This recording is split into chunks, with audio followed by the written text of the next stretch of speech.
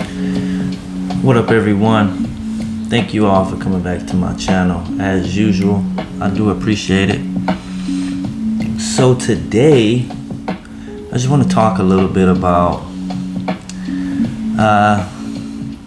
things that are kind of going on right now, related to me personally. As you all know, as the title of my channel is Faithless Felon, I am a convicted felon, and I want to try to spin this riff into maybe a lesson of why you should not become a felon if you can avoid it at all, which it is avoidable. I don't want to say if you can. Avoid getting a record, especially a felony. And you might want to think twice about dealing with felons seriously if you are not a felon, okay? It's not always a bad idea, but I think in a lot of cases, you could probably do better. So, I don't know, I've said in different videos that I am married. Been married for 6 years now, and my wife, I'll jump right into it. She makes more than me, significantly more, and that's a shocker, right? She's not a felon. I am. So that usually it's really not a thing. She has her associates and is about to get her bachelor's, and she's doing pretty well. She's able to travel for work. She doesn't have to, but when she travels, she makes a good amount more.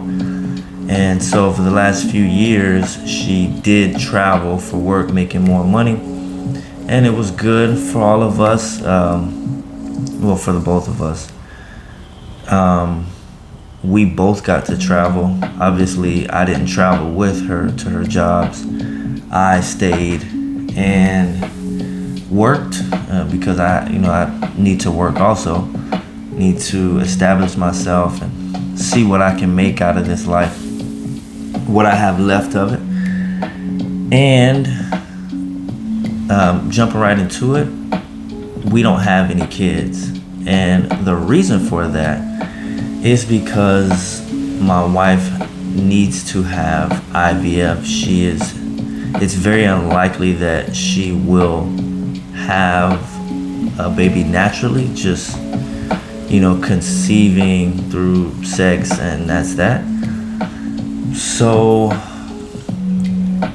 IVF it's pretty expensive, and it's also not guaranteed. And so that's what we're looking at right now. We're really we're faced with that. She's early 30s. I'm 40, and she's had baby fever for a very long time. And I would like a child too. I would like at least one, but two would be good.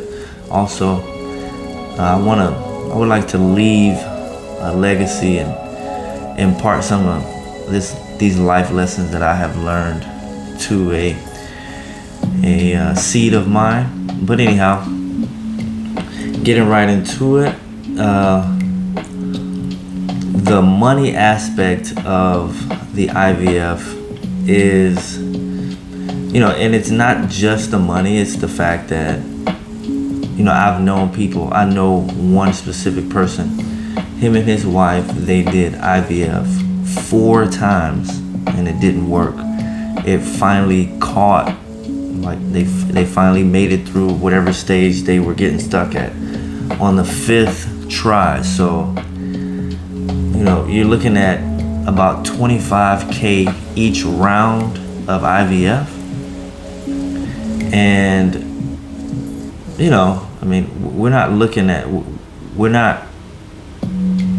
we're not in the position, I'll say, to put 25K out, have it not work, and then put 25K out again and have it not work. So anyway, like I said, my wife, she makes a good portion more than me. So obviously, that being said, a lot of the money that goes into the savings and money that has been invested has been put there by her. And she works hard. She has been grinding for us, but I think she's tired. It's been about 5 years, let's say 4 years, 3, maybe, I don't know, 3 or 4 years of her like traveling back and forth working. And I think she is just tired of having to do that. She wants to be home because the way she grew up in a big family. She's from the islands. So she grew up in a big family and always had family around, and is used to just being where she can run to a family member's house, any day or night, or have family come over.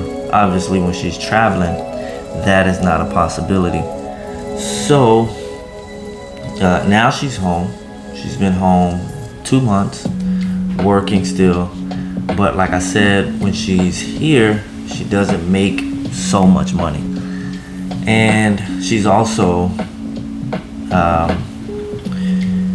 she's helping out with her family, some of her family's bills, like her mom and sisters, and then they need help. So she has those excess bills that she has taken upon herself just to relieve some of the stress of her family. But I think, just everything has really stressed her out. Her blood pressure is higher than normal, and she is, constantly, she talks a lot about being overwhelmed with work. She works hard, and she doesn't want to have to work so much to make the money that she was making. She doesn't want to have to travel. And of course, all of that is like in a roundabout way saying, that she wishes that I made more money. And obviously, I wish that I made more money too. Now, obviously, I've been home a good amount of years. I've done a bunch of things, and even right now, I make livable money. It's nothing to brag about. Obviously, I don't have a college education, which I'm looking into, but the felony record, and I am in Florida, so it's even worse. But the felony record itself is just it's something that's very hard to get around now. People do it, so I'm sure as you hear me saying this, you're probably thinking, oh well, I know a guy who got out of prison and started his construction company, and now he's making. Yeah, that does happen, but believe me, those are one of the few. That's not the norm. That's not the average person that comes from prison that didn't go into prison as a professional. Now, I'm not talking about people because I know a lady, she is a vet, and before she went to prison for some kind of basically giving these horses some shit that they weren't supposed to give for the races, and she went to prison for that. But when she came back out, she was a vet, so she was able to go right back into being a vet. I'm not talking about those people. I'm talking about someone like myself, who I did finish high school, but I don't have a college education, and I didn't have like a bunch of any real skills or work history. So everything that I pretty much did, I did work after high school a little bit, but shortly thereafter I ended up getting arrested. But anyway, digressing. So yeah, I'm really, I can really sense that my wife is just, and she hasn't said it, but she's just kind of, I think, somewhat fed up with having to, or feeling like, or I'd say having to carry two adults in this house. And again, it's not like I don't work. I do pay bills. I do contribute to the rent and the groceries and all that. I pay my bills too. But you know what I mean? I don't have, like, the money that I make doesn't contribute much to savings and investing, and definitely not, I'm not able to, like, pick up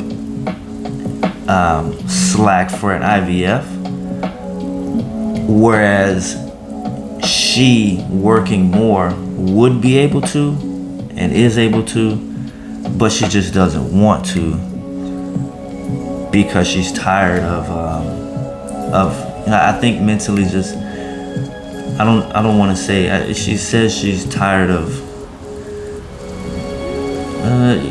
well, I don't know how to explain it. More so just stress from everything, and it's probably not just me, but I know it's a big part. And you might be wondering right now if she knew about my felon status early in our relationship. Yes, she did.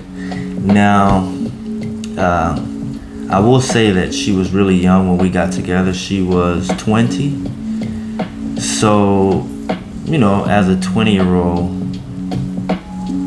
she probably, because I told her very soon after we started dating, I wouldn't say 2 months or so after, because that's not something I hide. So, probably at that time she was like, it's not going to be a big thing. We can work around it. You're a good person.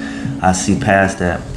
But, as you get older, you realize, you just understand life more, and you start to really, I guess, get a better understanding of what you want out of life and what you see for yourself and who, the type of person you see yourself with, and the type of family that you see yourself having, and all the things that you see yourself doing with your family and being able to do. And then you look and you see that you have someone that can't live in a lot of places, can't work a lot of jobs, has not done a whole lot in life, and her family is not super pleased that she chose me. And I do say chose because she hasn't been forced. I've told her numerous times throughout our relationship, listen, don't let me hold you back. I am the one who has this burden of the felony on my record, and I ultimately am the one who has to deal with that. If you ever feel like this is too much for you, then I would understand if you wanted to move on and find something better. I've said that throughout our relationship. So, but she's not the type to just, she's not that type of person. Like, you have some women that'll be like, hey, I'm out. She's really not. She's more the type to just deal with it and hold it in, and I really feel like that's what's happening now. So basically, getting back to the whole IVF thing, here's the thing.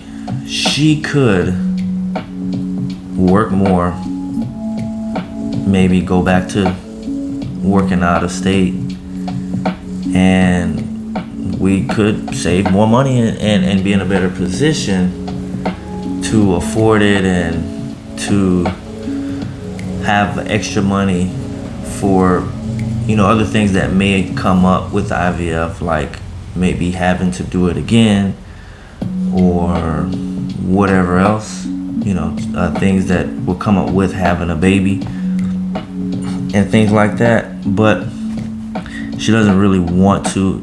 she just feels like she's doing more than her share, or doing, I don't know if it's too much, or just doing more than what she wants to do. And I guess that's the best way to describe it. And I do sympathize with her for sure. I'm like, if I could, honestly, I wish that I was in a position to be able to do what she can do, because I would just travel the whole time. I would, save all the money that I could. That's the type of person I am. I just am not in the position to do it. And I can bring money in, but I don't bring in enough to carry 2 people, or to really put towards an IVF. And so I'll spin off real quick just to say, let that be a lesson, for who you choose in your relationships, and also what choices you make, so that you don't put yourself in a position like I am to really be in a hole and looking up out of the hole to see how you can try to get out of the hole. And of course, I am currently working on more things. I'm always brainstorming, talking to people about different things that I can do. And things maybe, they come and go. Some things are short-lived. Sometimes I'm doing better than others. The whole spiel. Working part-time jobs, full-time jobs, back and forth. But you can imagine the average job is trying to pay you anywhere from $14 to $20, which a single person could survive on that, and not be homeless. But a family, and then a thriving family, having to pay for IVF, things that come along with that. The average laborer's wage is just not gonna cut it. And so therein lies the situation. Therein is the predicament. And I do feel bad for my wife. I do. I secretly, I do. I kind of, I don't want to say, feel bad in the sense that I know she deep down wishes that, I don't know if she wishes that she could just choose someone else, or if I'm sure she wishes that my situation was better. But as far as her own personal direction, I feel like she's at that point where she's just like, man, maybe all those years ago I should have pivoted instead of going straight, instead of trying to be bullish and just saying, no, we're gonna make this work. Because you have more of an understanding as you get older. And I get it. I'm not mad at all. Because once again, this is my situation ultimately. But I try to tell her, like, okay, well, realistically, I know you don't want to, and I know you feel like you're doing a lot, and maybe she hears from people she works with and stuff on social media about what other women's husbands and boyfriends are doing and how they do this and that. And, it probably gets to her. I get it. But the reality of our situation, as long as we are together in this, she will be carrying the bulk of the load. I hate to say it, and it sucks, and hopefully it won't be like that forever. I'm trying to work to make it where it's not like that permanently. But for right now, that's just that's how we would really make it work. But I know she doesn't want to. She's stressed out, and when I say stressed, I'm putting it lightly, believe me. Like, I know some people are probably like, well, why don't you just talk to her? Why don't you just figure out what she's stressed about? She sees a therapist, has been for a couple years, and I try to talk and be there as much as I can. I'm no relationship expert, but I try to be patient and understanding because I know I know my position. I know that I'm probably a big portion of it, but I don't really have any other solution other than, well, we just gotta truck it out a little bit more, or not. You know what I mean? But I've already been talking for 20 minutes. I could go on like much longer, but I'm not going to. But I'm sure you all get the gist of what I'm talking about. Don't let yourself get into situations that screw your life up for the long haul, and don't mess around with people whose lives are screwed up. But anyway, thank you all for coming back to my channel. I may go a little bit more into this a little later. Please feel free to comment whatever your thoughts are on this. Let me know your input, what you think, what you suggest for me or for my wife. Comments are always fully open. And as always, we got to stay safe so that we can stay free.